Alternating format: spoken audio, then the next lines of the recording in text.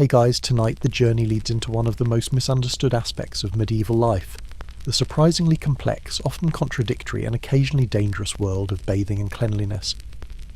From grand public bathhouses that rivaled Roman splendour to the gradual decline of washing itself, from medical theories that warned against water to elaborate cleansing rituals that consumed entire days, the medieval approach to hygiene reveals a civilization caught between ancient wisdom and emerging fears, between communal traditions and changing social structures. Before getting comfortable, take a moment to like the video and subscribe, but only if there's genuine interest in what happens here. And let everyone know in the comments where the viewing is happening from and what time it is there. It's always fascinating to see who's joining from around the world. Now, dim the lights, maybe turn on a fan for that soft background hum, and ease into tonight's journey together. When modern people imagine medieval life, certain images tend to surface immediately. Towering stone castles, knights in gleaming armour, bustling market fairs, grand feasts in torchlit halls. These romantic visions carry some truth, certainly, but they often overlook the grittier, more fundamental aspects of daily existence. Among these overlooked realities, few subjects generate as much curiosity, confusion, and outright fascination as the medieval relationship with bathing.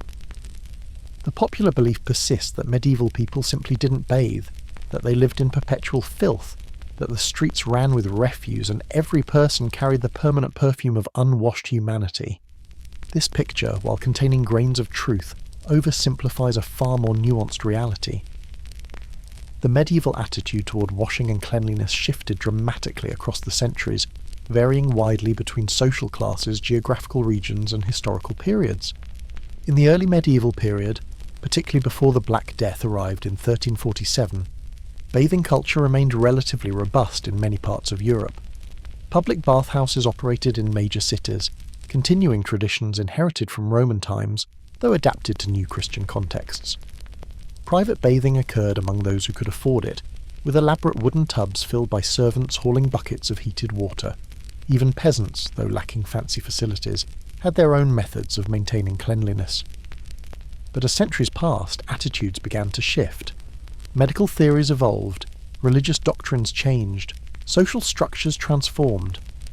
By the late medieval and early modern periods, bathing had become increasingly suspect, associated with sin, disease, and moral corruption. Water itself, once seen as purifying, became feared as a dangerous substance that could open the body's pores to evil humours and pestilent airs. This transformation didn't happen overnight. It unfolded across generations, shaped by plague outbreaks, shifting religious teachings, changing medical understanding and evolving social norms. The story of medieval bathing is ultimately a story about how societies construct meaning around the most basic human activities, how practical necessities become entangled with belief systems, fears, and social hierarchies. Tonight's exploration begins in the early medieval period, when bathhouses still dotted European cities, and traces the gradual evolution and eventual decline of bathing culture through the centuries. Along the way, the journey encounters wooden tubs and boiling cauldrons, public bathhouses and private chambers, medical theories and religious prohibitions, elaborate cleansing rituals and practical compromises. The medieval bath was never simply about getting clean. It was about much, much more. And understanding what it meant to bathe, or not to bathe, in medieval times opens a window into a world where the boundaries between physical and spiritual, public and private, healthy and dangerous, were drawn in places modern minds might find surprising. So settle in, perhaps with appreciation for the convenience of modern plumbing, and prepare to discover why taking a bath in medieval times was far more complicated, dangerous, and fascinating than anyone might expect. Long before the medieval period began, the Romans had perfected the art of bathing, transforming it into a cornerstone of civilized life. Their great thermae, massive public bath complexes, served as social hubs where citizens of all classes gathered to wash, exercise, conduct business, and socialize. These weren't merely places to get clean, they were architectural marvels featuring sophisticated heating systems, multiple pools of varying temperatures, exercise grounds, libraries, and gardens. The Roman Hippocos system represented ancient engineering at its finest. Slaves tended fires that heated air flowing beneath raised floors and through hollow walls, warming entire bathing complexes to luxurious temperatures. Citizens moved through a carefully choreographed sequence. The caldarium with its hot baths, the tepidarium offering moderate warmth, and the frigidarium providing cold plunges. Oil, scrapers called strigils, and perfumed unguents completed the cleansing ritual. When the Western Roman Empire collapsed in the late 5th century, much of this bathing infrastructure crumbled along with roads, aqueducts, and administrative systems. Yet the tradition didn't vanish entirely. In some regions, particularly in southern Europe and areas with strong Roman influence, modified versions of public bathing persisted into the medieval period. Early medieval bathhouses inherited the Roman blueprint but adapted it to new circumstances. Without the massive aqueducts that had supplied Roman baths with seemingly endless water, medieval bathhouses operated on a smaller, more modest scale. Without the complex hypercourse systems, heating water became more labour-intensive, requiring constant fires and manual labour to maintain comfortable temperatures. The Church, rapidly gaining influence across Europe, viewed these inherited bathing establishments with mixed feelings. On one hand, cleanliness aligned with certain Christian virtues and practical health concerns. On the other hand, the Roman bathhouses had been notorious for sexual license, gambling, and other activities the Church considered sinful. This ambivalence would shape medieval bathing culture profoundly. In cities like Paris, London, Bruges, and numerous German towns, public bathhouses called stews in England or bains in France continued operating throughout the early and high medieval periods. These establishments bore the ghost of Roman grandeur but operated within distinctly medieval social and religious contexts. Many were regulated by municipal authorities who set prices, established operating hours, and attempted to maintain standards of decency.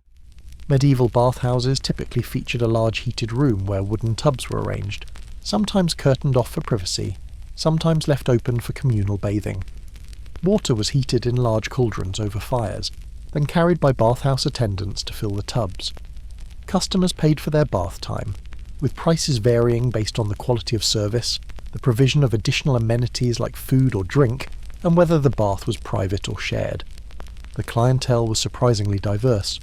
While the wealthy might visit bathhouses as a social activity, many ordinary craftsmen, labourers, and even peasants coming to town for market day would pay for a bath. In an era when private bathing facilities remained a luxury reserved for the aristocracy, these public establishments democratised cleanliness, making regular bathing accessible to a much broader population than would be possible in later centuries.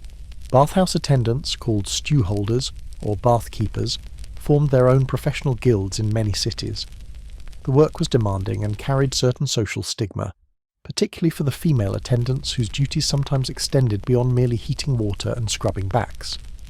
Yet it was also an established trade, regulated and recognised by urban authorities. Medical theories of the time generally supported regular bathing, inheriting and adapting Greco-Roman humoral medicine. Physicians believed that proper bathing could help balance the body's four humours: blood, phlegm, yellow bile, and black bile, thereby maintaining health. Warm baths were thought to open the pores, allowing harmful substances to escape the body. Cold baths could close the pores and invigorate the system.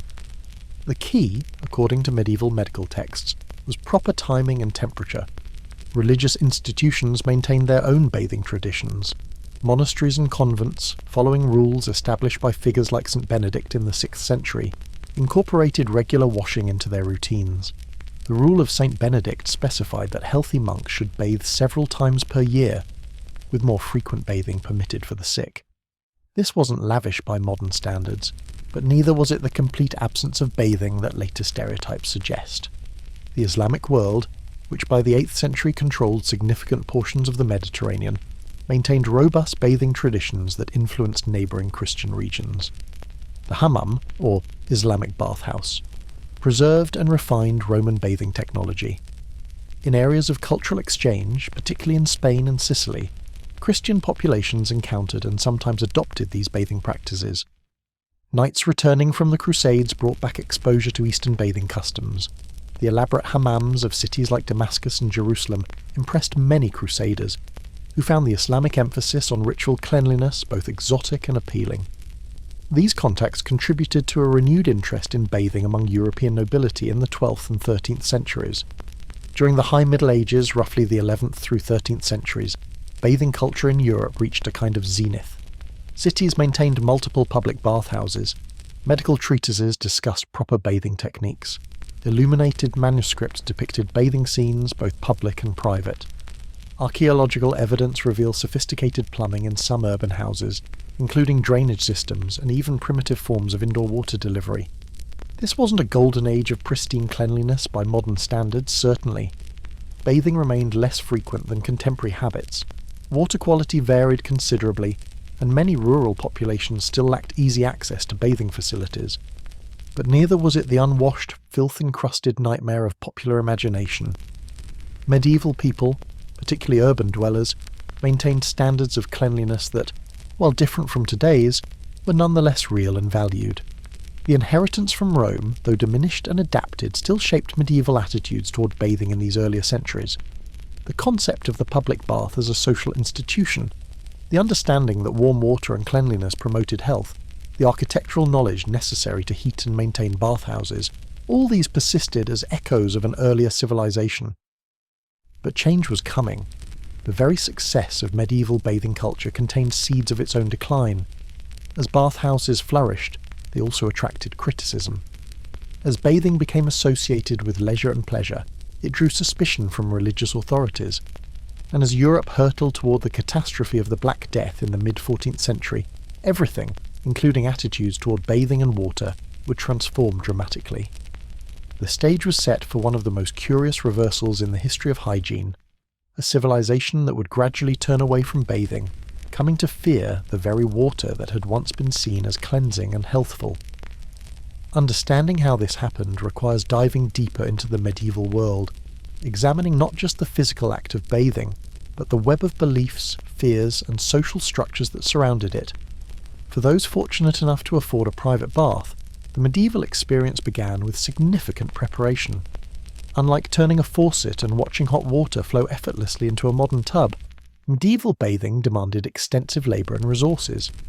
Understanding this process reveals just how much work went into something contemporary people accomplish almost thoughtlessly.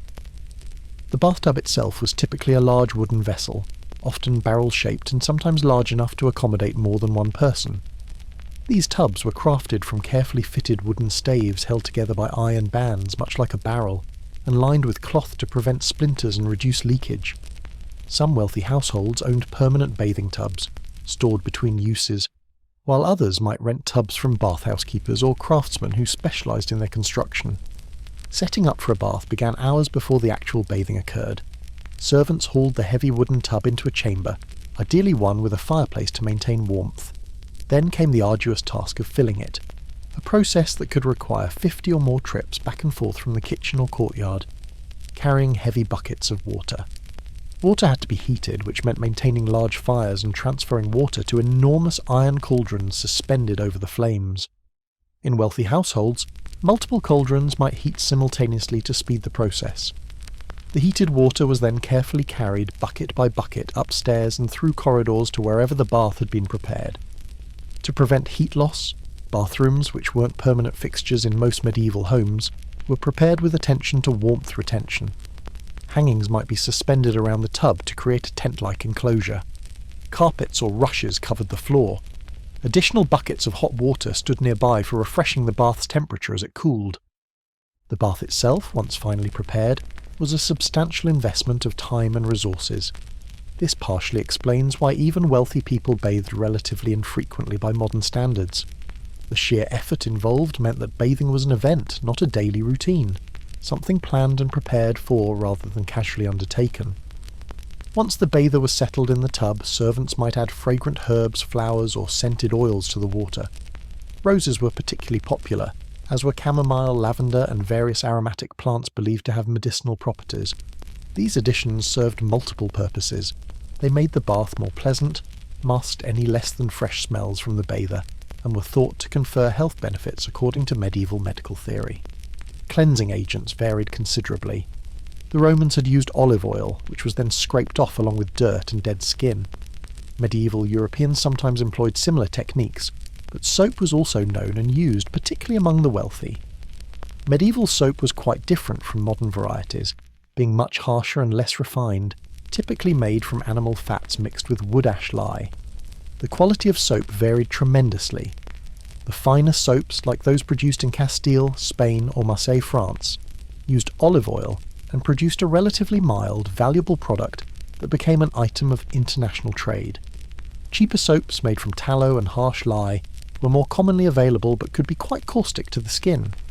Many people, particularly those of modest means, simply washed with water alone or with various herbal preparations. The bathing process could last for extended periods, particularly among the nobility who had the leisure to luxuriate. Baths were social occasions, opportunities for conversation, entertainment, and even business. Medieval illustrations show people in bathing tubs being served meals, playing musical instruments, or engaging in conversation with clothed visitors.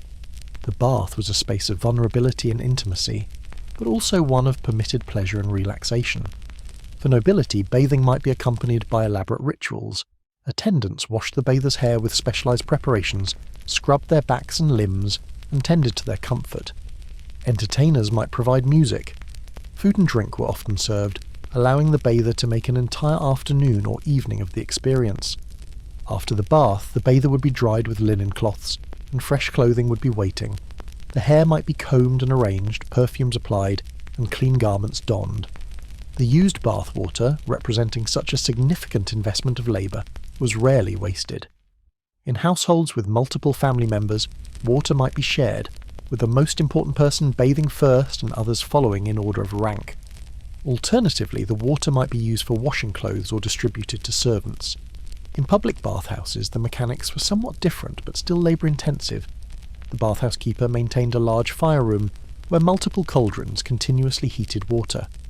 Individual wooden tubs were arranged in the main bathing room, sometimes separated by curtains or low partitions, sometimes left entirely open. Customers could choose between private tubs or shared communal baths, with prices varying accordingly.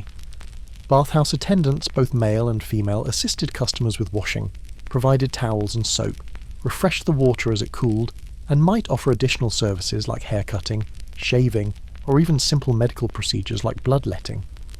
These establishments operated as full-service personal care centres, not merely places to wash. The social dimension of public bathing was significant. Bathhouses served as gathering places where news was exchanged, business conducted, and social bonds reinforced. They occupied a similar cultural space to the Roman thermes, though on a more modest scale and within a different moral framework. Regulations attempted to maintain propriety in these establishments. Many cities required separate bathing times for men and women, or separate facilities entirely.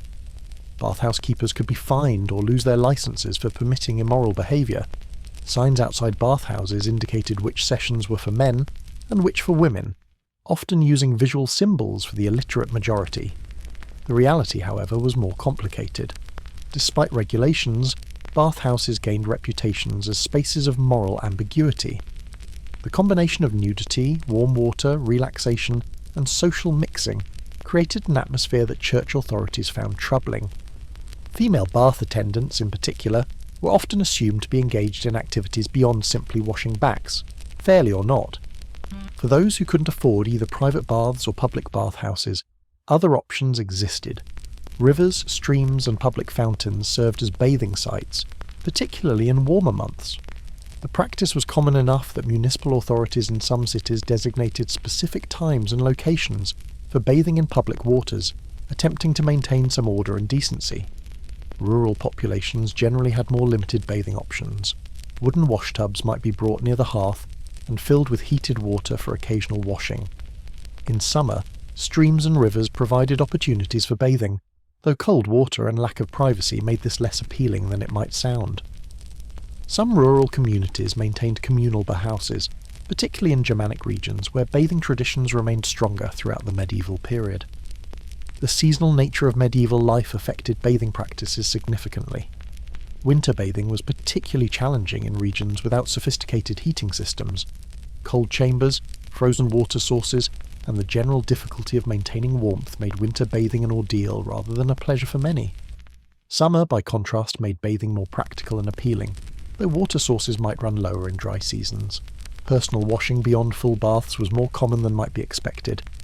people routinely washed their hands and faces, particularly before meals, as a matter of basic courtesy and cleanliness. Water basins and ewers, pitchers for pouring water, were standard items in medieval households across social classes. Archaeological excavations consistently find these washing vessels, suggesting their regular use. The wealthy might have permanent washing stations in their chambers, with elaborate basins sometimes made of precious metals for the nobility. Monasteries and noble households typically had designated washing areas where residents could perform daily ablutions. Hands were washed multiple times per day, faces regularly, though full body washing remained less frequent. This distinction between regular washing of visible body parts and less frequent full bathing persists in medieval sources. Medical texts and courtesy books consistently recommend washing the hands and face, cleaning the teeth, and maintaining the appearance of cleanliness in ways that would be socially visible, while remaining more ambivalent about frequent full-body bathing. The equipment of medieval cleanliness, wooden tubs, iron cauldrons, linen towels, herb-scented waters, represents technology adapted to its time. Without modern plumbing, medieval people devised systems that, while labour-intensive, nonetheless allowed for regular bathing among those with resources and periodic washing for others. The process was neither as pristine as modern bathing nor as neglected as popular stereotypes suggest, but the practical mechanics of bathing, important as they were, tell only part of the story. Surrounding these physical acts were layers of meaning, belief, and social significance that shaped when, how, and why medieval people bathed. Medical theories, religious teachings, and social conventions all influence bathing practices in ways that might seem strange to contemporary understanding. These forces, more than mere inconvenience or lack of technology, would ultimately transform medieval attitudes toward cleanliness in dramatic and unexpected ways. Medieval medical understanding rested primarily on theories inherited from ancient authorities, particularly the Greek physician Galen and the corpus of writings attributed to Hippocrates. These texts, preserved, translated and elaborated upon by Islamic scholars before returning to Western Europe, formed the theoretical foundation of medieval medicine. At the heart of this system lay the theory of the four humours: blood, phlegm, yellow bile, and black bile. According to humoral theory, health depended on maintaining proper balance among these four fluids. Each humour corresponded to specific qualities. Blood was hot and moist, phlegm cold and moist, yellow bile hot and dry, black bile cold and dry. Illness occurred when humours fell out of balance, becoming excessive or deficient. Treatment aimed to restore equilibrium through various means: diet, bloodletting, purging, and environmental management, including bathing. In the early medieval period, bathing was generally viewed positively within this medical framework. Warm baths were understood to heat the body, opening the pores and allowing excess humours to escape. This explained the practice of sweating in baths, which was actively encouraged.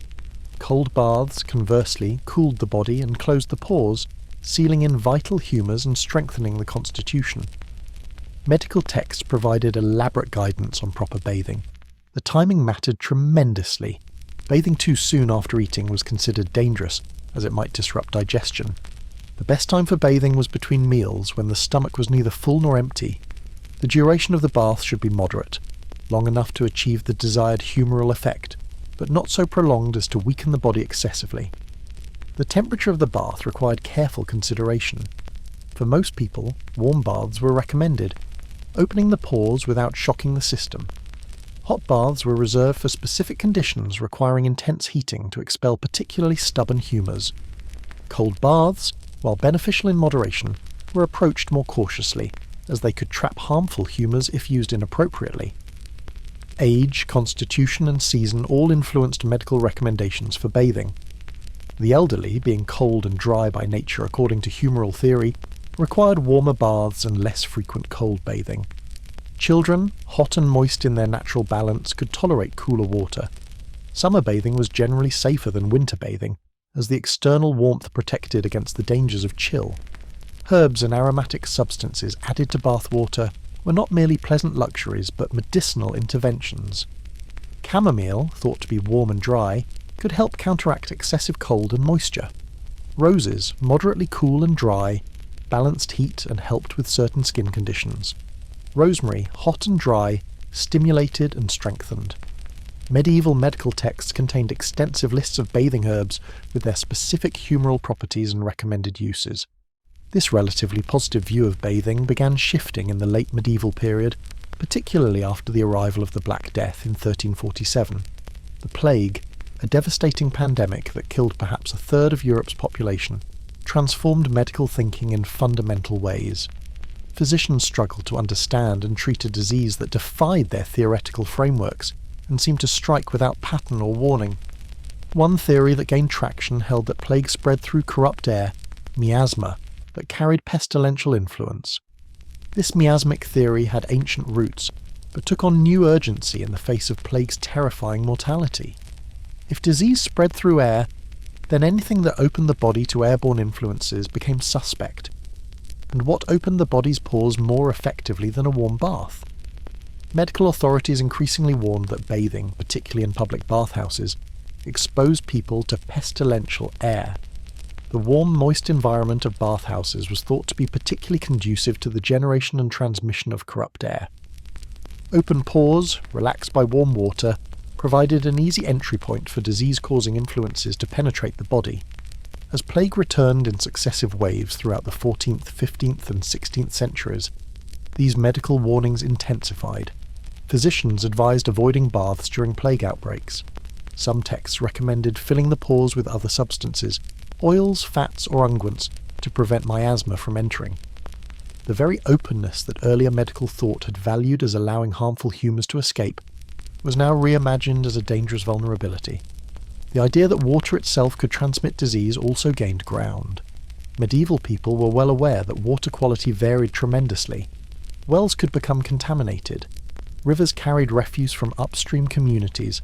Stagnant water bred noxious vapours. While the germ theory of disease lay centuries in the future, medieval people nonetheless observed that certain waters seemed to cause illness, while others remained safe. This observation, combined with miasmic theory, led to increasing suspicion of bathing water. Even if the water seemed clean initially, the act of bathing, particularly communal bathing, could corrupt it. The warmth, the various substances dissolved into it, the admixture of sweat and bodily effluvia from multiple bathers, all these were thought to generate harmful vapours that then infected subsequent bathers. Medical texts from the late medieval and early modern periods reflect this growing anxiety. Where earlier works had confidently prescribed bathing for various conditions, later texts hedged their recommendations with warnings and precautions. Bathing was increasingly presented as a dangerous activity requiring expert guidance and careful conditions. The shift in medical opinion didn't happen uniformly or absolutely. Some physicians continued to recommend bathing for specific conditions. Regional variations persisted, with some areas maintaining more positive views of bathing than others. But the overall trend moved toward caution, and in many cases outright prohibition. Alternative cleansing methods gained medical support. Dry rubbing with cloths, scraping the skin with various implements, changing into clean linen, these were presented as safer ways to maintain cleanliness without the risks associated with bathing. Clean linen, in particular, became increasingly important in medical and social definitions of cleanliness. The theory held that clean linen, pressed against the skin, would absorb the body's excess moisture and impurities. Changing one's shirt or undergarments thus accomplished cleansing without the dangerous exposure to water. This idea had enormous implications, shifting the definition of cleanliness from washed skin to clean clothing. A person could be considered clean, in medical and social terms, without having bathed, provided their linen was fresh. This emphasis on clean linen rather than washed bodies would persist well into the early modern period. It reflected and reinforced a gradual movement away from bathing as a regular practice. Why risk the dangers of water and open pores when simply changing one's shirt accomplished the essential cleansing function more safely? Medical theories also addressed specific body parts differently. Washing the hands and face remained medically approved, even recommended throughout the medieval period. These body parts, being exposed and visible, required regular cleaning as a matter of health and courtesy. The danger lay primarily in immersing the whole body in water, particularly warm water that opened all the body's pores simultaneously. Bloodletting, cupping, and other invasive medical procedures continued to be prescribed with relative confidence throughout the period when bathing was falling from medical favour. The contrast is striking. Physicians who warned against the dangers of warm baths had no such qualms about opening veins to release supposedly excess blood. The logic made sense within humoral theory. Bloodletting directly targeted specific humours, while bathing's effects were less controllable and more diffuse. The medical profession's increasing caution about bathing both reflected and reinforced broader social changes. As physicians warned against bathhouses, municipal authorities found additional justification for regulating or closing them. As medical texts emphasised the dangers of open pores, individuals found reasons to avoid bathing beyond mere inconvenience. The medical voice, carrying the weight of ancient authority and contemporary expertise, powerfully shaped attitudes toward cleanliness. By the end of the medieval period, medical opinion on bathing had transformed dramatically from the more positive views of earlier centuries. What had once been seen as healthful, even necessary, was now regarded as dangerous, potentially deadly. Water, that most basic element, had become suspect. The body's pores, once valued for their ability to release harmful substances, were now seen primarily as vulnerabilities through which disease could enter. This medical transformation had profound practical consequences, but medicine didn't operate in isolation. Religious teachings, moral concerns, and social anxieties also shaped medieval attitudes toward bathing in ways that were equally powerful and often intertwined with medical theories. Understanding the complete picture requires examining not just what medieval physicians said about bathing, but what priests preached, what moralists condemned, and what ordinary people believed about the spiritual and moral dimensions of washing the body. Christianity's relationship with bathing was complex and often contradictory throughout the medieval period. On one hand, cleanliness held symbolic importance in Christian thought, representing spiritual purity and the washing away of sin. On the other hand, excessive attention to the body, particularly the naked body, carried dangers of vanity, sensuality, and temptation. This tension shaped religious attitudes toward bathing in ways that evolved considerably across the centuries. Early Christianity inherited from Judaism an emphasis on ritual washing. The Bible contained numerous references to cleansing, both literal and metaphorical. Jesus washed his disciples' feet. Baptism, the central Christian initiation rite, used water to symbolize spiritual purification. These precedents suggested that washing held divine approval. Yet early Christian authorities also emphasized asceticism, the disciplining of the body to elevate the spirit. The flesh, with its appetites and vulnerabilities, was seen as perpetually at war with the soul. Excessive comfort, luxury, or pleasure of the body could distract from spiritual development. This created an inherent suspicion of anything that provided too much bodily pleasure, including luxurious bathing. The monastic movement, which shaped so much of medieval Christian culture, attempted to balance these competing concerns. Monastic rules, like the influential rule of St. Benedict written in the 6th century, recognised that basic washing was necessary for health and dignity. The rule specified that monks should bathe several times per year, typically before major feasts. The sick, the elderly, and the young could bathe more frequently as needed. This measured approach, bathing permitted but not excessive, influenced medieval Christian attitudes broadly. Cleanliness was acceptable, even virtuous, but obsessive attention to bodily cleanliness suggested misplaced priorities. The truly holy person focused on the soul's cleanliness, not the body's. As the medieval period progressed, particular concerns about bathhouses emerged. These establishments, inherited from Roman culture, carried associations with sexual license, gambling, drinking, and other activities that Christian morality condemned. Even when bathhouses operated under regulations attempting to ensure propriety, their reputation as spaces of moral danger persisted. Mixed bathing, men and women together, was particularly condemned. Church authorities regularly preached against it, and municipal regulations frequently prohibited it, though enforcement varied. The combination of nudity, warm water, and social mixing seemed designed to provoke sinful thoughts and behaviours. Female bath attendants became special objects of moral concern. These women, who worked in intimate contact with naked bodies, were frequently assumed to be involved in activities beyond a legitimate bathing service. Whether these assumptions were fair or not, They contributed to the bathhouse's reputation as a space of sexual availability. Some religious authorities extended their suspicions beyond public bathhouses to private bathing as well. The pleasure of a warm bath, the leisure to luxuriate, the attention paid to the body's comfort, all these could be interpreted as excessive worldliness. Saints' lives and devotional literature frequently emphasized the holiness of those who neglected bodily washing, presenting their lack of concern for cleanliness as evidence of their spiritual focus. The extreme example was the holy filth of certain ascetic saints. These individuals, celebrated in medieval hagiography, deliberately avoided washing as part of their mortification of the flesh. The accumulated dirt on their bodies became a badge of their contempt for worldly vanities and their complete devotion to spiritual matters. While not held up as a model for ordinary Christians to emulate fully, these examples nonetheless influenced attitudes, suggesting that cleanliness was less important than one might otherwise assume. St. Catherine of Siena, for instance, was said to have worn the same clothes for extended periods and avoided bathing as part of her ascetic practice. St. Francis of Assisi called his body brother ass, and deliberately neglected its comfort. These weren't isolated examples, but reflected a broader strand of medieval spirituality that viewed the body's discomfort as spiritually beneficial.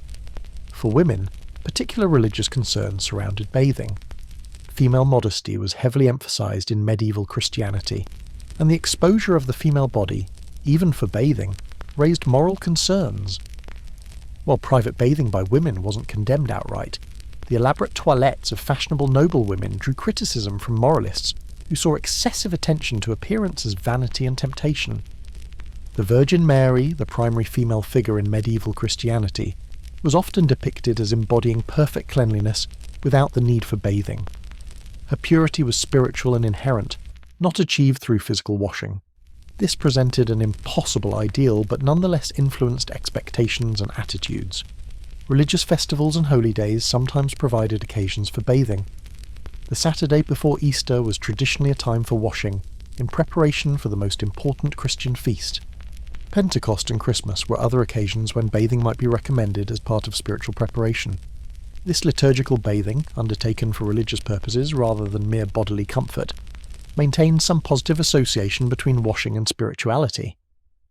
Pilgrims to holy sites often bathed before and after their journeys. Sacred springs and wells, associated with particular saints or miracles, provided both spiritual and physical cleansing. These waters were thought to carry special healing properties, blurring the distinction between physical washing and spiritual purification. As the later medieval period progressed, religious suspicion of bathing intensified alongside medical warnings. When physicians declared bathhouses dangerous to physical health, priests found their own warnings about moral danger reinforced. The two forms of danger, physical and spiritual, became intertwined in the popular imagination. The Protestant Reformation, beginning in the early 16th century, brought new dimensions to religious attitudes toward cleanliness. Protestant reformers criticised what they saw as Catholic superstition surrounding holy water and sacred springs. They emphasised individual conscience and inner faith over external rituals. In some ways, this could have reduced the spiritual significance of washing, making it a purely practical matter. However, Protestantism also emphasised discipline, order and moral uprightness, values that could support cleanliness when understood as proper self-discipline. The relationship between Protestantism and bathing was complex and varied by region and denomination. Meanwhile, the Catholic Counter-Reformation emphasised different values, including the importance of religious community and ritual. Neither Protestantism nor Catholicism developed a simple, uniform position on bathing, but both contributed to the broader cultural conversation about cleanliness and its meanings. Throughout the medieval period, the spiritual dimension of bathing remained contested terrain. Was washing the body a form of appropriate self-care, maintaining the temple that housed the soul, or was it an excessive attention to the flesh, revealing worldly vanity and dangerous sensuality? Different authorities answered differently, and their conflicting voices created an ambiguous space where individual choice and local custom operated. What's clear is that bathing was never merely a practical matter in medieval Christianity. It carried symbolic weight, spiritual implications, and moral significance that shaped how people understood and practiced cleanliness. The body in Christian thought was simultaneously God's creation deserving proper care, and a source of temptation requiring vigilant control. Bathing stood at the intersection of these competing impulses, and medieval Christians navigated this tension with varying degrees of anxiety and certainty. As religious warnings combined with medical cautions, the cumulative effect was to make bathing seem increasingly problematic. What had begun the medieval period as a relatively accepted practice, inherited from Rome and adapted to Christian contexts, had by the period's end become suspect, dangerous, and morally ambiguous. The decline of bathing culture reflected not merely practical difficulties or lack of infrastructure, but fundamental shifts in how medieval people understood their bodies, their health, and their souls. The medieval experience of bathing varied dramatically across social classes. For the nobility, bathing could be an elaborate ritual involving servants, entertainment, and costly accoutrements. For peasants, it might mean a rushed wash in cold river water, or years between full baths. Understanding these class differences reveals how intimately bathing was connected to wealth, status, and social identity. For the high nobility and royalty, bathing represented an opportunity to display wealth and refinement. Illuminated manuscripts and castle inventories reveal that aristocratic bathing could be extraordinarily luxurious. Large wooden tubs, sometimes lined with fabric, would be positioned near fireplaces in castle chambers. Servants would spend hours filling these tubs with heated water, sometimes adding wine, milk, or herbal infusions. The Duke of Burgundy's court, one of the most magnificent in late medieval Europe, maintained detailed records of bathing supplies. These accounts list quantities of soap, towels, and aromatic herbs that suggest regular bathing by courtly standards. Philip the Good, Duke of Burgundy from 1419 to 1467, is recorded as having bathed frequently and enjoying elaborate bathing rituals. Noble bathing often occurred in the presence of servants and sometimes entertainers. Music might accompany the bath. Meals could be served to the bather. Business might even be conducted while bathing, with advisors or petitioners granted audience despite the lord's state of undress. This practice seems strange from a modern perspective, but reflected different understandings of privacy and the body. For noble women, bathing was equally elaborate but carried different social meanings. A lady's bath might be perfumed with rose petals and attended by female servants, who would wash her hair, scrub her skin, and assist with dressing afterward. These bathing rituals combined practical cleansing with beauty regimens that maintained aristocratic appearance standards. Noble marriages sometimes included public or semi-public bathing rituals as part of wedding celebrations.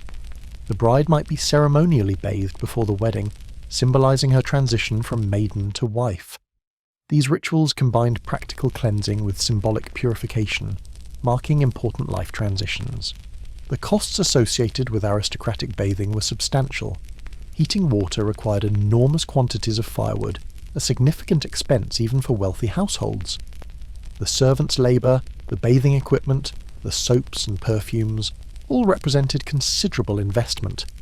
Frequent bathing was thus both a luxury and a status symbol, something only the wealthy could afford regularly. Knights, particularly those who participated in tournaments, maintained specific bathing rituals. Before a tournament, knights would traditionally bathe as part of their preparation, both for practical cleanliness after travel and as a symbolic cleansing before combat. After tournaments, baths helped soothe bruised bodies and wash away the dust and sweat of competition. The merchant class, rising in wealth and importance throughout the later medieval period, attempted to emulate noble bathing practices as their resources allowed. Wealthy merchants in Italian, Flemish and German cities maintained private bathing tubs and could afford the servants and fuel necessary for regular bathing. However, they more commonly patronised the public bathhouses that flourished in medieval cities. For merchants and prosperous craftsmen, the public bathhouse served multiple functions. It provided access to bathing facilities that might be impractical to maintain privately. It offered a social space for networking and conducting business. It allowed for display of moderate wealth through the quality of service purchased and the tips given to attendants. Guild members sometimes had access to bathhouses maintained by their guilds or had negotiated rates at commercial establishments. These arrangements made regular bathing more accessible to the middling classes than private facilities could have been. Bathing thus became part of urban life for those with sufficient resources, neither luxury nor rarity. For ordinary labourers, servants and the urban poor, bathing was more challenging. While public bathhouses theoretically served all classes, the entry fees, modest as they might seem to the wealthy, could represent a significant expense for those living on marginal incomes. Nevertheless, many ordinary urban dwellers did use bathhouses periodically, perhaps monthly or seasonally rather than weekly. The seasonal nature of labour affected bathing opportunities for the working classes. Agricultural workers who came to cities for winter employment might visit bathhouses more regularly during their urban sojourn than they could in their home villages. Servants working in wealthy households might receive occasional baths as a benefit of employment, using their employers' facilities. In rural areas, the situation was more variable. Peasants generally lacked access to heated bathing facilities, and had to make do with more primitive arrangements. In summer, rivers and streams provided bathing opportunities, though cold water and lack of privacy made these less pleasant than they might sound. Wooden wash tubs might be brought near the hearth in winter for occasional whole-body washing, though this required substantial effort and fuel that many peasant families could ill afford.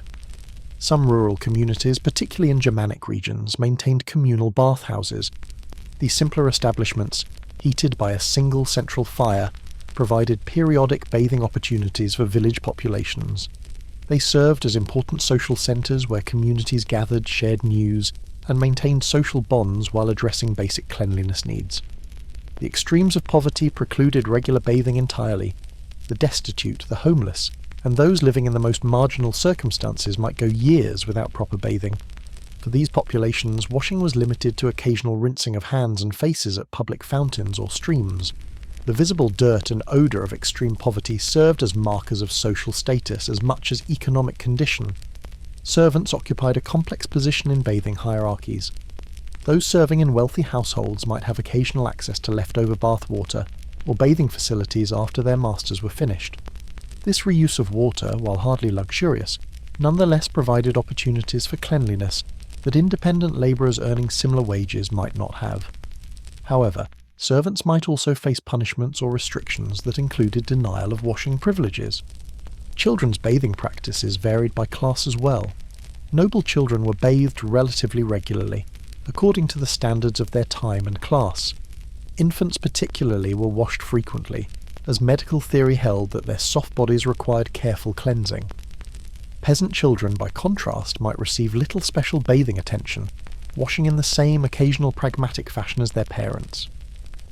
The elderly faced particular challenges with bathing across all classes. For the wealthy elderly, servants could assist with the physical difficulties of entering and exiting tubs. For the poor elderly, physical limitations might make bathing virtually impossible without assistance that wasn't available. Some elderly people likely went extended periods without bathing simply because they couldn't manage the physical demands.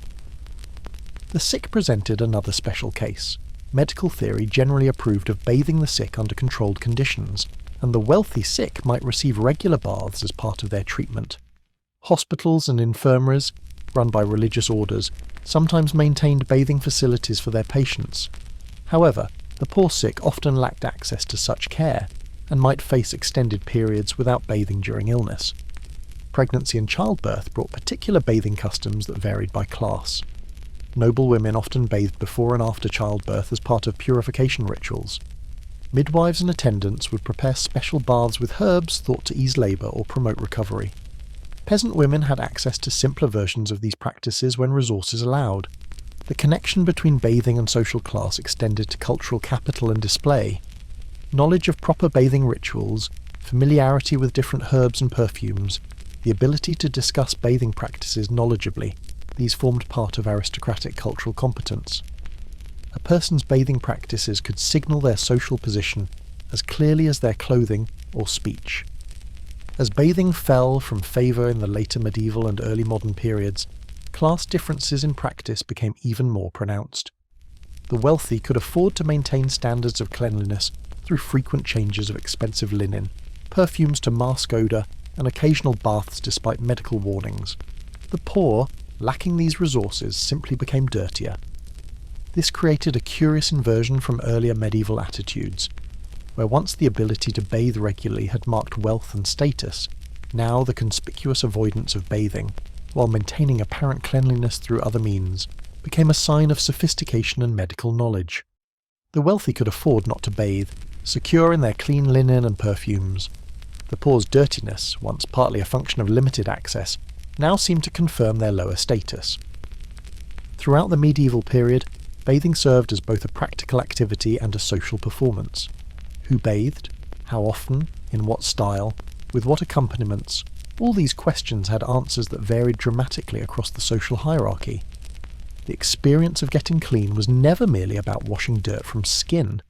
It was about enacting and reinforcing the social order itself, making visible the distinctions that medieval society held dear. The gradual decline of bathing culture in late medieval and early modern Europe represents one of the more counterintuitive developments in the history of hygiene. Understanding this decline requires examining the convergence of multiple factors: disease, religious anxiety, social change, and shifting medical theory. Together, these forces transformed bathing from a regular practice to a rare and suspect activity. The Black Death, arriving in Europe in 1347, marked a pivotal moment in attitudes toward bathing. The plague's devastating mortality, killing somewhere between 30 and 60% of Europe's population in its initial outbreak, shattered confidence in existing medical knowledge. Physicians had no effective treatments and could offer little protection. In the desperate search for explanations and preventive measures, medical authorities latched onto environmental theories that implicated bathhouses. The theory of miasma, poisonous air-carrying disease, gained influence after the plague. If disease spread through corrupt air, then any environment that might contain or generate such air became dangerous. Bathhouses, with their enclosed spaces, warm, moist air, and concentrations of people, seemed particularly threatening. Medical texts began warning against entering bathhouses during plague outbreaks. As plague returned in successive waves throughout the late 14th, 15th, and 16th centuries, these warnings intensified and broadened. What began as advice to avoid baths during active outbreaks gradually expanded to more general cautions. Even between plague episodes, physicians counselled limiting bathing or avoiding it entirely, arguing that the practice weakened the body and left it vulnerable to disease. The medical theory was that bathing opened the body's pores, creating pathways through which disease-causing miasma could enter. This represented a reversal from earlier medical thought, which had valued open pores as allowing harmful humours to escape. Now those same open pores were reimagined as vulnerabilities, doorways through which death might enter. Venereal diseases, particularly syphilis, which appeared in Europe around 1500 in a virulent new form, further contributed to bathhouse closures.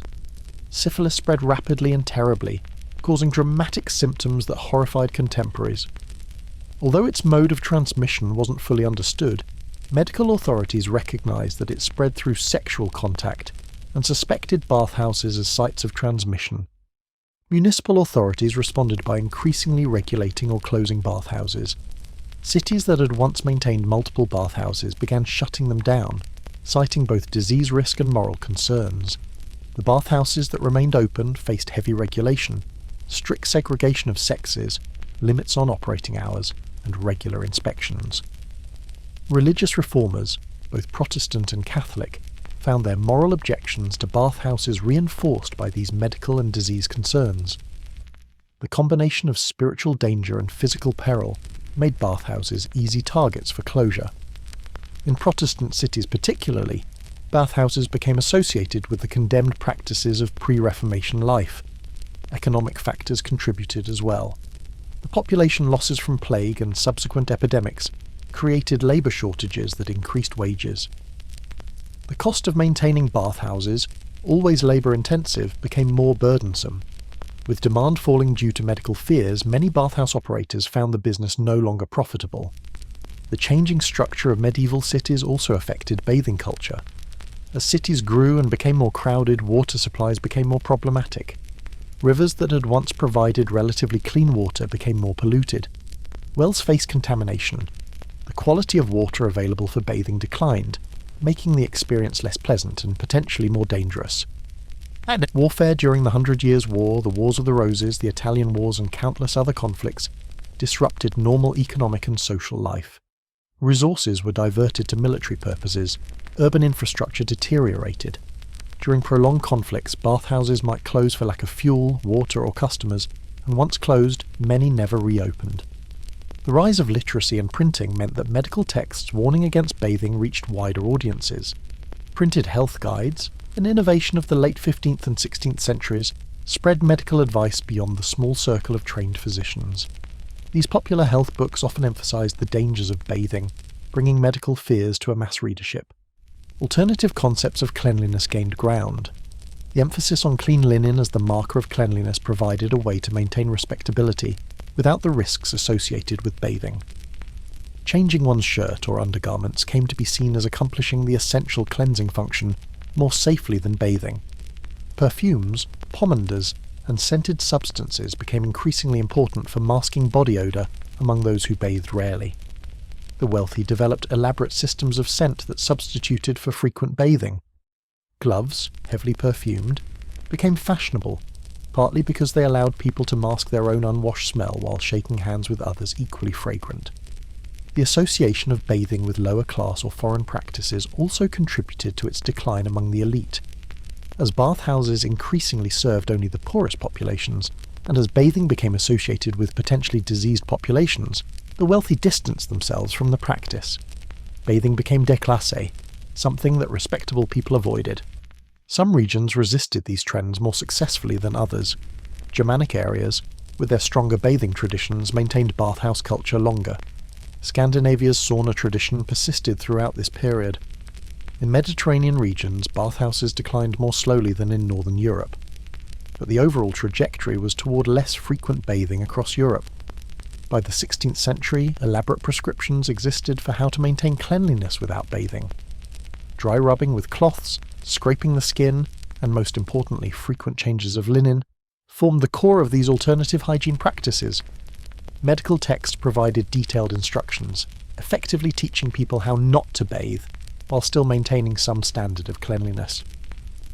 The curious result was that early modern Europeans, particularly in the 16th and 17th centuries, likely bathed less frequently than their medieval ancestors had in the 12th or 13th centuries. The trajectory wasn't one of steady improvement, but rather of decline and eventual recovery. Modern assumptions about the Dark Ages being uniformly dirty missed this more complex reality. Individual resistance to bathing became almost a point of pride in some circles. Stories circulated about monarchs and nobles who boasted of how rarely they bathed. Queen Elizabeth I of England was said to bathe once a month whether she needed it or not, a statement that was probably meant to emphasise her cleanliness compared to others rather than to shock. King Louis XIV of France, the Sun King, whose reign lasted from 1643 to 1715, supposedly took only 2 or 3 baths in his entire adult life, though he did change linen multiple times per day. These stories, whether entirely accurate or somewhat exaggerated, reveal how thoroughly attitudes had shifted.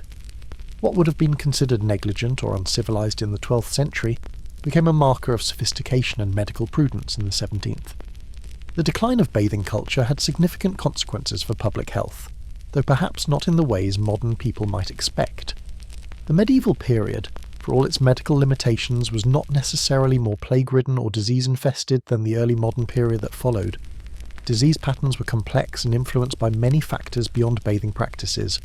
What is clear is that by the end of the medieval period, and into the early modern era, European bathing culture had undergone a dramatic transformation. The bathhouses that had once dotted European cities had largely closed. Private bathing had become rare even among those who could afford it. Medical and religious authorities warned against water. Clean linen had replaced clean skin as the marker of proper hygiene. This state of affairs would persist for several centuries, only gradually reversing in the 18th and especially the 19th centuries, as new medical theories, particularly the germ theory of disease, rehabilitated bathing, and as technological improvements made hot running water available to broader populations. But for medieval people living through this transformation, the change must have been dramatic and probably somewhat baffling. Grandparents who had regularly visited bathhouses in their youth watched those institutions close. Customs that had been part of ordinary life became suspect and dangerous. Activities that had seemed innocent became associated with moral peril and physical danger. The sensory experience of cities changed as well, becoming progressively less clean, more odorous, more openly tolerated in their uncleanliness. The decline of bathing represents how cultural practices can shift dramatically, even around something as basic as cleanliness. It reminds us that what seems natural or obvious about hygiene is actually culturally constructed, shaped by medicine, religion, economics, and social norms. For medieval people living through this transformation, it must have felt like the world itself was changing, becoming in some fundamental way different from what it had been. As bathing declined from regular practice to rare occurrence, medieval and early modern Europeans developed strategies for managing the realities of infrequent washing. Understanding these adaptive practices reveals how people maintained social function, even dignity, in circumstances that modern sensibilities find difficult to imagine. The smell of medieval life intensified considerably as bathing declined. In any gathering, whether a church service, a market, a courtroom, or a feast, the air would have been thick with the combined odours of unwashed bodies, unchanged clothing, and attempts to mask these smells through perfumes and herbs. This olfactory landscape, so alien to contemporary experience, was simply the normal environment for medieval people. The wealthy deployed various strategies to manage their lack of bathing. Perfumes, made from flowers, herbs, spices, and animal products like musk and civet, were applied liberally to skin and clothing. Pomanders, small perforated metal balls filled with fragrant substances, were carried or worn, continuously releasing scent.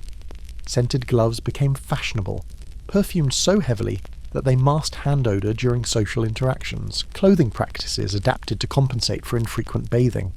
Linen undergarments, changed with some regularity among those who could afford the multiple sets, absorbed sweat and bodily oils.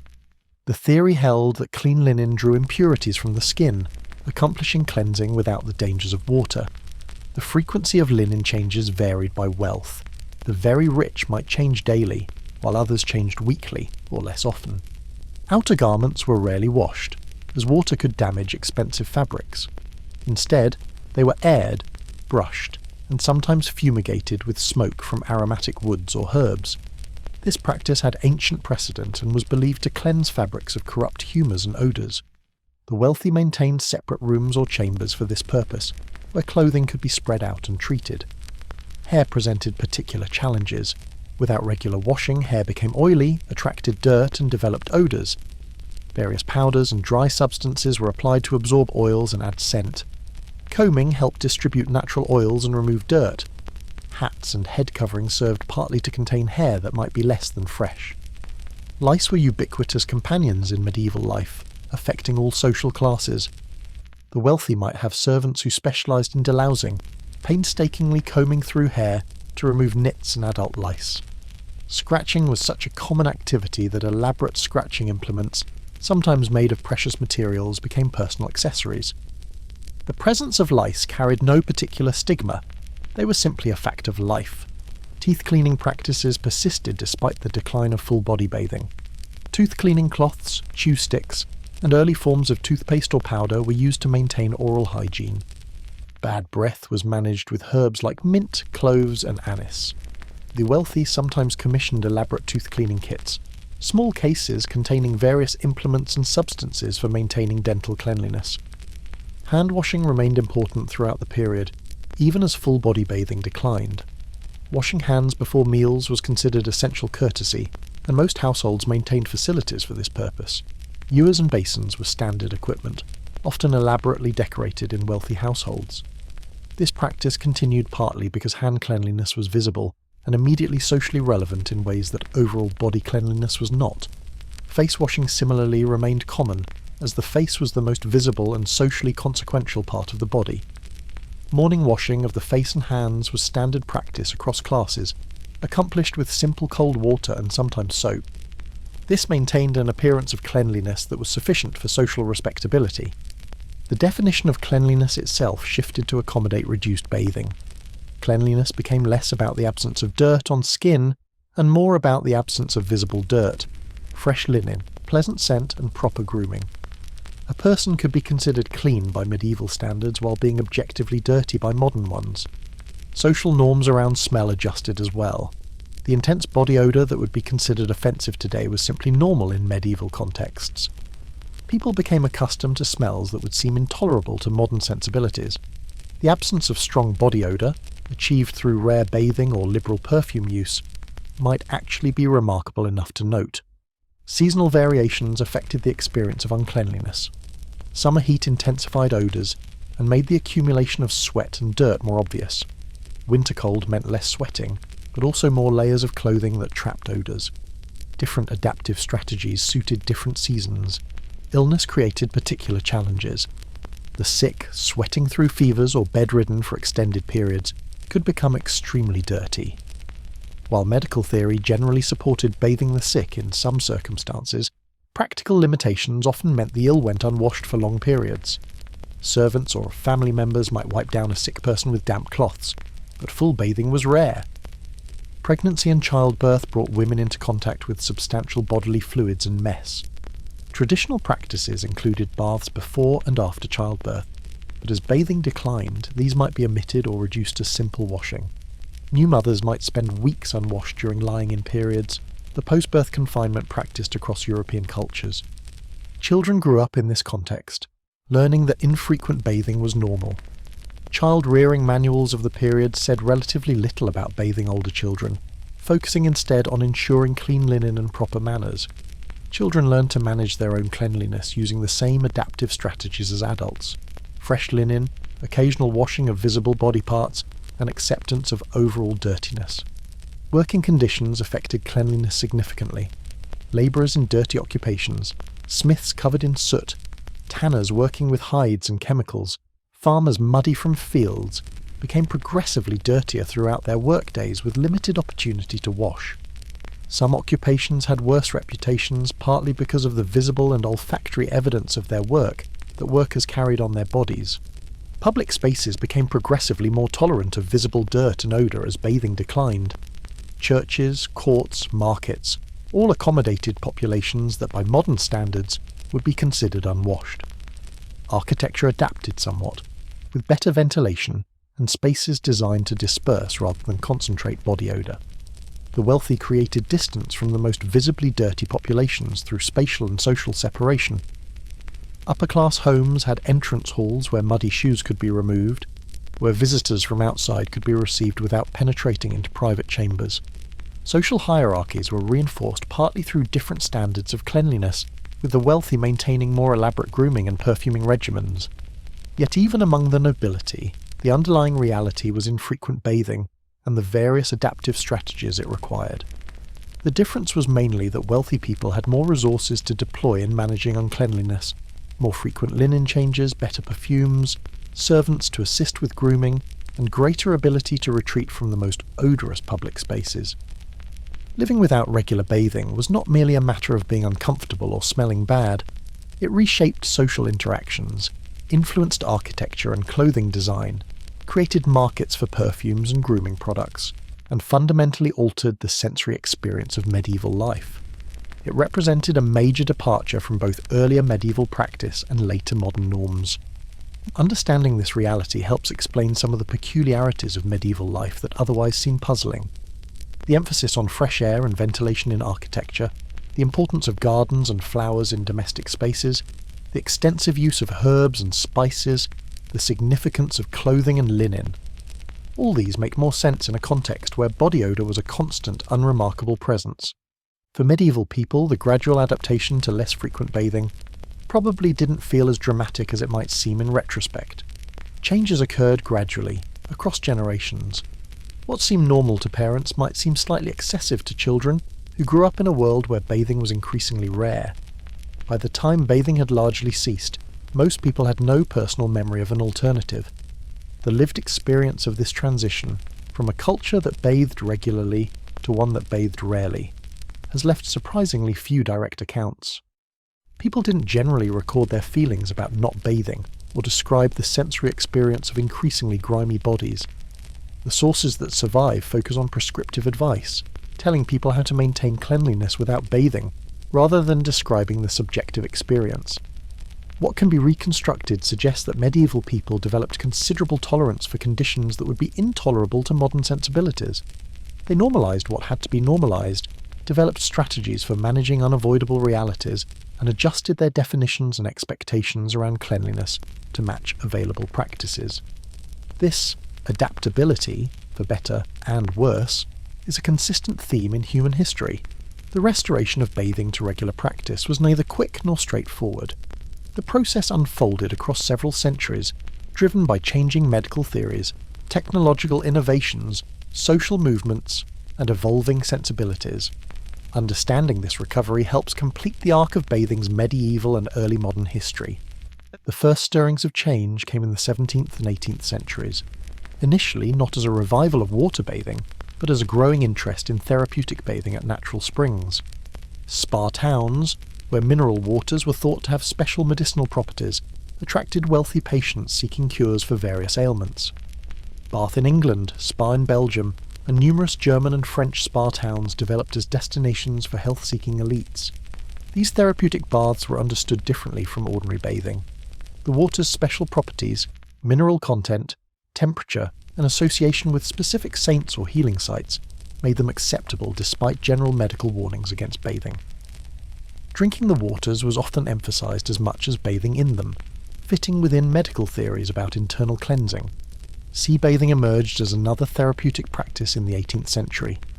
The cold, vigorous shock of ocean water was thought to provide health benefits, particularly for nervous disorders and general debility. Fashionable resorts developed along coastlines, where the wealthy could take the waters under medical supervision. These practices gradually rehabilitated the idea that water contact could be healthful rather than dangerous.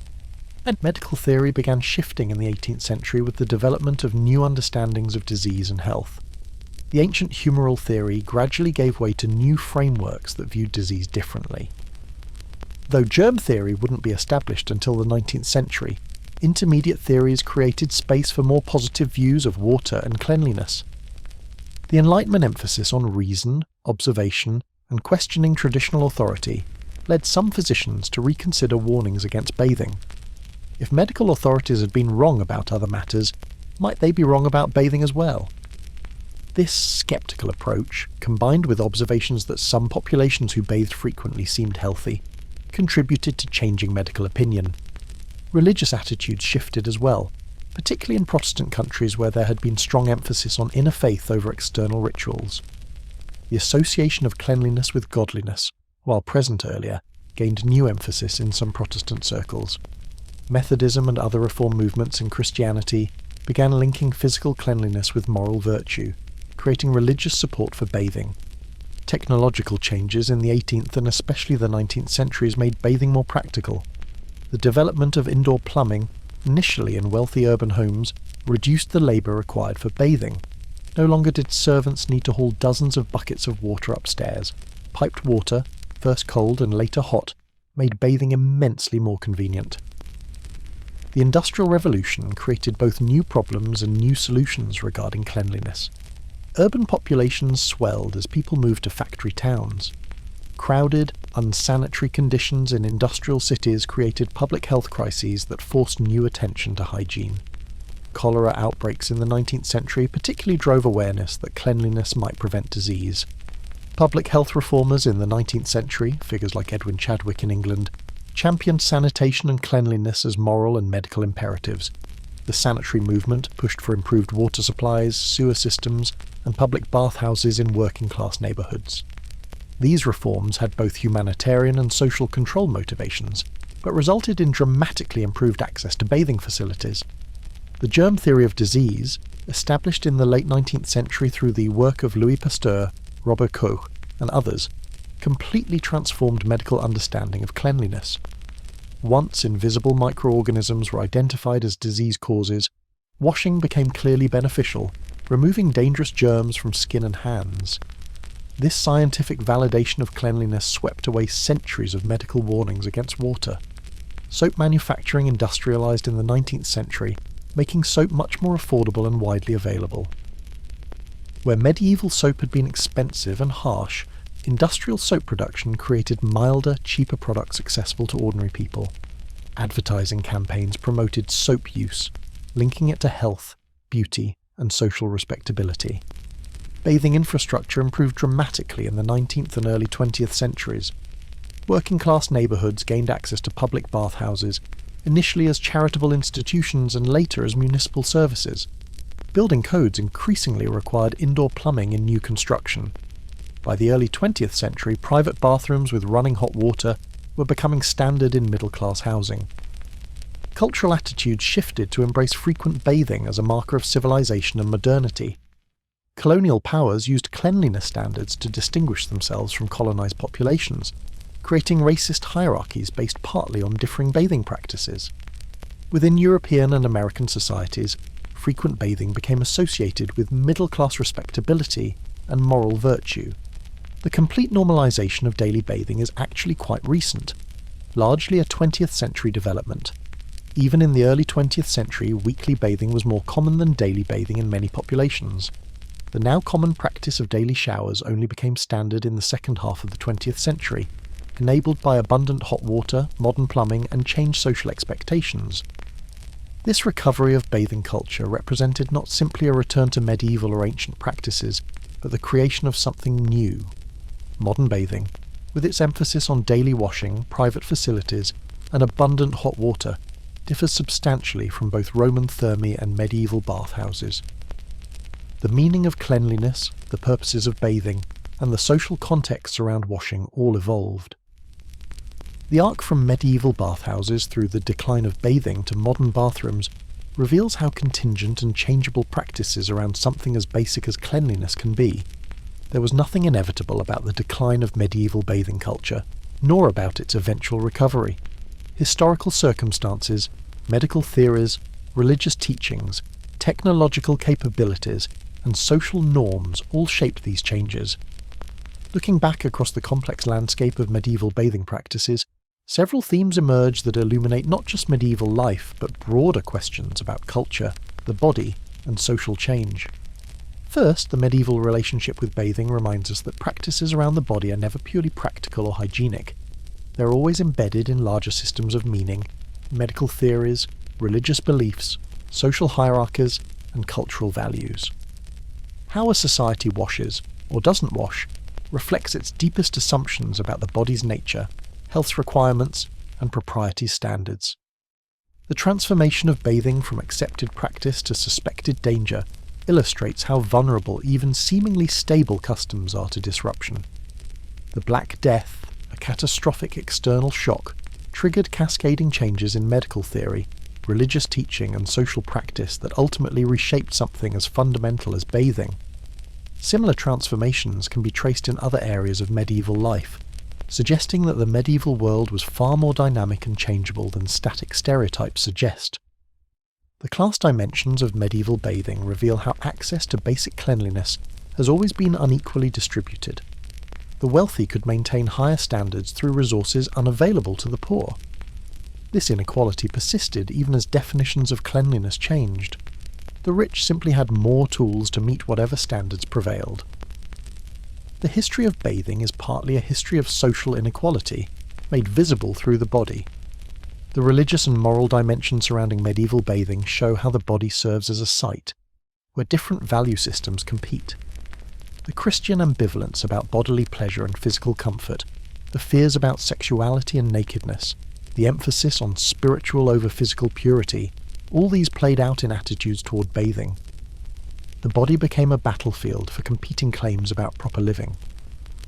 The medical theories that shaped medieval bathing practices demonstrate how scientific understanding, however mistaken from modern perspectives, nonetheless powerfully influences behaviour. Medieval people weren't irrational to avoid bathing when their medical authorities warned it was dangerous. They were responding rationally to the best knowledge available in their context. This suggests humility about current certainties. Future generations may find our practices equally puzzling. The sensory experience of medieval life, fundamentally shaped by infrequent bathing, differed profoundly from modern experience. The omnipresent smells, the visible dirt, the constant presence of bodily realities that modern people largely screen out, these created a different phenomenological world. Understanding this sensory difference helps imagine medieval life more fully.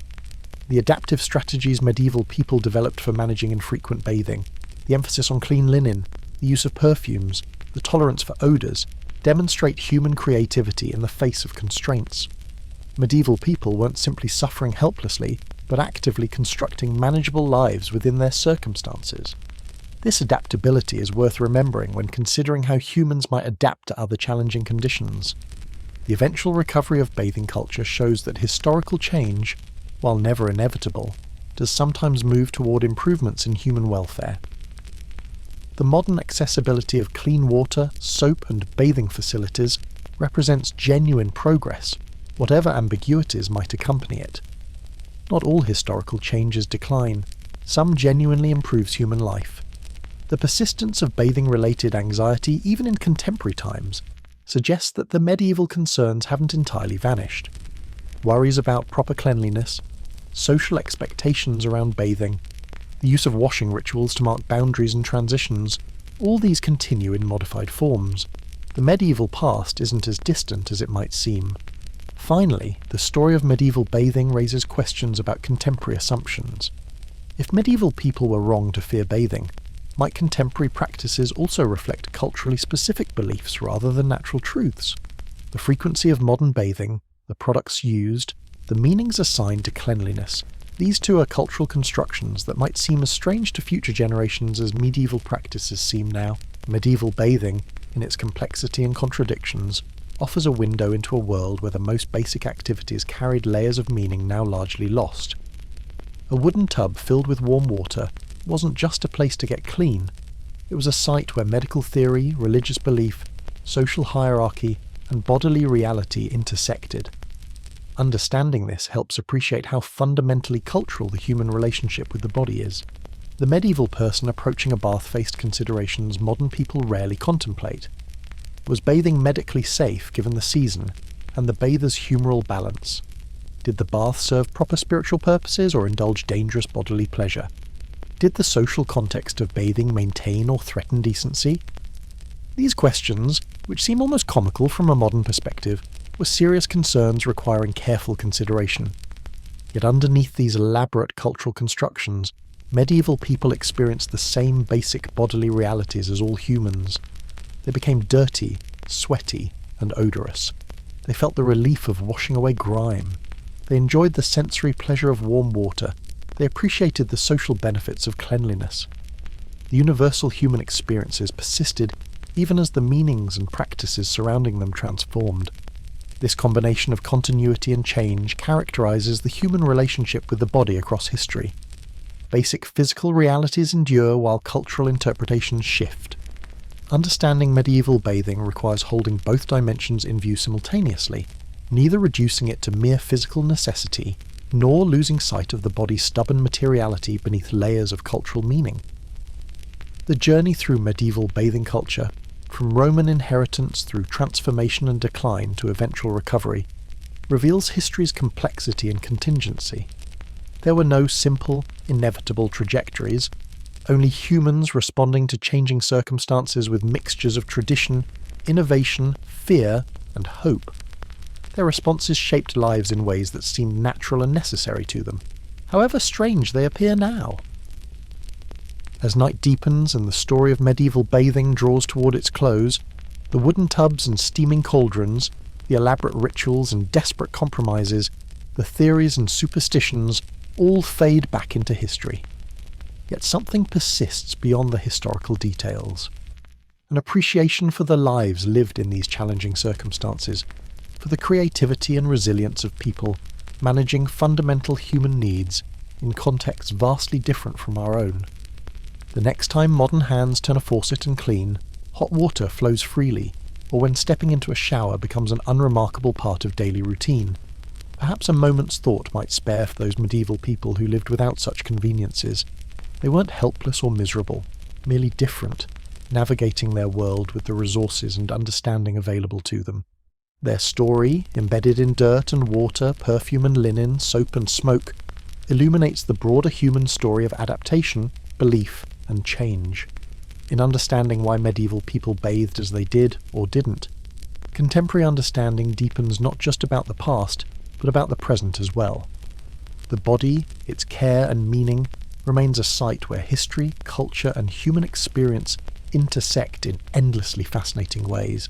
And so the medieval bath, that complicated, contradictory, ultimately very human practice, takes its place in the long history of human attempts to maintain cleanliness, health, and dignity in an often challenging world. The story continues, though in vastly different forms, every time someone steps into water to wash away the day's accumulated dirt, participating unknowingly in a tradition stretching back millennia, though transformed beyond recognition. The wooden tub is long gone, the medieval bathhouses crumbled to ruins, but the human desire for cleanliness and the endless cultural elaborations built around that simple desire endure across the centuries. Medieval bathing, in all its strange specificity, reminds us that even the most basic human activities carry depths of meaning waiting to be discovered by those curious enough to look beneath the surface.